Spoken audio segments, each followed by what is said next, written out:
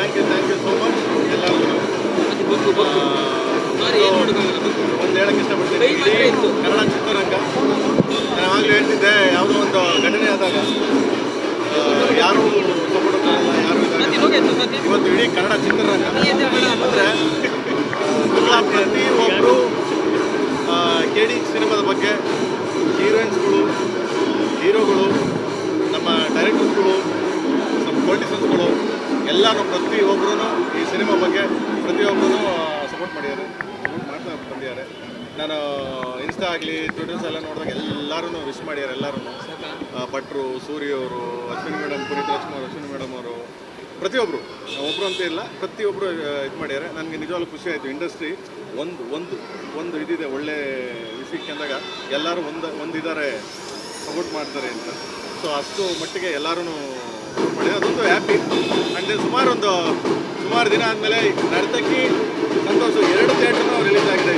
ಅದೊಂದು ನನಗೆ ಭಾಳ ಹೆಮ್ಮೆ. ಅದು 2 ಥಿಯೇಟ್ರ್ ಹೋಗ್ತಾ ಇದೆ. ಆಮೇಲೆ ಎಂಟೈರ್ ಕರ್ನಾಟಕ ಪೂರ ಅದ್ಭುತವಾಗಿ ಸಿನಿಮಾ ನೋಡ್ತಿದ್ದಾರೆ. ಕೆಲವರು ಹೇಳ್ತಾರೆ ಪ್ರೇಮ್ ಬ್ಯಾಕ್ ಅಂತಾರೆ. ಏನು ಬ್ಯಾಕ್? ನಾನು ಆಲ್ರೆಡಿ ಇಲ್ಲಿ ಇದ್ದೀನಿ, ಕರ್ನಾಟಕದಲ್ಲೇ ಇದ್ದೀನಿ. ಪ್ರೇಮ್ ಎಲ್ಲೂ ಹೋಗಿಲ್ಲ, ಪ್ರೇಮ್ ಬ್ಯಾಕ್ ಅಂತಾರೆ. ಅದು ಅಷ್ಟರ ಮಟ್ಟಿಗೆ ಅವ್ರಿಗೆ ಇಷ್ಟ ಆಯಿತು. ಗೊತ್ತಿಲ್ಲ ಅನ್ನೋದೇನು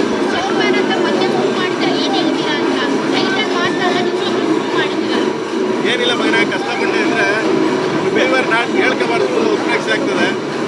ಸುಮಾರು 15 ಡೇಸು ಮ್ಯಾಕ್ಸಿಮಮ್ ನಿದ್ದೆ ಮಾಡಿಲ್ಲ, ನಾನು ಕೆಲಸ ಮಾಡಿದ್ವಿ.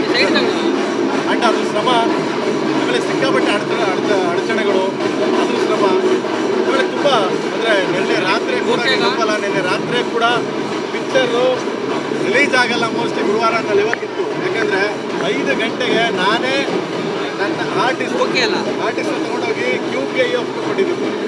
ಅಂದರೆ ಲೆಕ್ಕಕ್ಕೆ ಅಲ್ಲಿವರೆಗೂ ಕೆಲಸ ಮಾಡಿದ್ದೀನಿ, ಅಲ್ಲಿವರೆಗೂ ಊಟ ತಿಂಡಿದೆ. ಮತ್ತು ಯಾಕೆ ಅಂದರೆ ಒಂದು ಸಿನಿಮಾ ಒಬ್ಬ ನಿರ್ಮಾಪಕ ಗೆಲ್ಲಬೇಕು. ಒಬ್ಬ ನಿರ್ಮಾಪಕ ಗೆದ್ದರೆ ಇಡೀ ಚಿತ್ರರಂಗ ಗೆಲ್ಲುತ್ತೆ ಉದ್ದೇಶಕ್ಕೆ. ನಿರ್ಮಾಪಕ ಗೆದ್ದಿದ್ದಾರೆ, ಕಲಾವಿದರುಗಳು ದಂಡೆ ಗೆದ್ದಿದೆ. ಸೊ ಅದಕ್ಕೆ ಇನ್ನೇನು ಬೇಕು, ಆಮೇಲೆ ನೀವೆಲ್ಲರ ಸಪೋರ್ಟ್ ಇದೆ.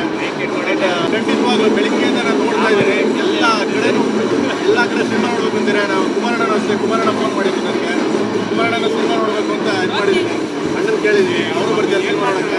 ನನಗೆ ಎಲ್ಲರಿಗೂ ನಾಳಿದ್ದು ಸಾಟರ್ಡೆ ಎಲ್ಲ ಕಲಾವಿದರು ಕರೀತೀನಿ, ಎಲ್ಲರಿಗೂ ಸಿನಿಮಾ ತೋರಿಸಿ. ಯಾಕೆಂದರೆ ಪ್ರತಿಯೊಬ್ಬರೂ ಅಲ್ಲೆಲ್ಲೋ ಕುತ್ಕೊಂಡು ಸಪೋರ್ಟ್ ಮಾಡಿದ್ದಾರೆ. ಎಲ್ಲರೂ ಥ್ಯಾಂಕ್ಸ್ ಟು ಎಲ್ಲ ಪ್ರತಿಯೊಬ್ಬರು ಚಿತ್ರರಂಗದ ಎಲ್ಲ ನಿರ್ದೇಶಕರು, ಹೀರೋಗಳು, ಹೀರೋಯಿನ್ಸ್ಗಳು ಎಲ್ಲರಿಗೂ ಥ್ಯಾಂಕ್ಸ್. ಸರ್, ಸಿನಿಮಾ ನೋಡಿದ್ರೆ ಎಲ್ಲರೂ ಕೂಡ ಚೆನ್ನಾಗಿದೆ ಅಂತ ಹೇಳ್ತಾರೆ. ಜೊತೆಗೆ ಪ್ರೇಮ್ ಅವರ ತಕ್ಷಣ ತಾಯಿ ಸೆಂಟಿಮೆಂಟ್ ಇತ್ತು, ಇಲ್ಲಿ ಬ್ರದರ್ ಸೆಂಟಿಮೆಂಟ್ ಇದೆ. ಸೊ ಅದೇ ಕೂಡ ಅಷ್ಟೇ ಇದರಲ್ಲಿ ಏನಾಯ್ತು? ಕೆಲವರೆಲ್ಲ ಹೇಳ್ತಾರೆ ಕಣ್ಣಲ್ಲಿ ನೀರು ಬರ್ತದೆ, ಕೆಲವರು ಪ್ರೇಮ್ ಅವರಂತೆ ಎಮೋಷನ್ ಇಲ್ಲದೆ ಸಿನಿಮಾನೇ ಮಾಡಲ್ಲ. ಪ್ರೇಮ್ ಅವ್ರು ಇಷ್ಟಪಟ್ಟಿದ್ದಾರೆ. ನಾನು ಒಂದೇ ಸಿನಿಮಾಗೆ ಕಷ್ಟ ಬಿದ್ದು ಸಿನಿಮಾ ಮಾಡಿದೆ.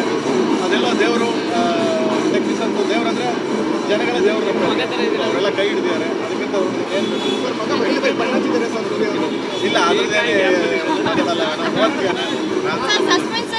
ರಿವೀಲ್ ಮಾಡ್ತೀರಾ ಅನ್ಕೊಂಡಿದ್ರೆ, ಬಟ್ ಈಗೆಲ್ಲರೂ ನೋಡಾಯ್ತು. ಏನು ಹೇಳ್ತೀರಾ ಮಗನ ಬಗ್ಗೆ? ಮಗನೇ ಓದ್ತಿದ್ದಾನೆ, ಇವಾಗ ಬೇಡ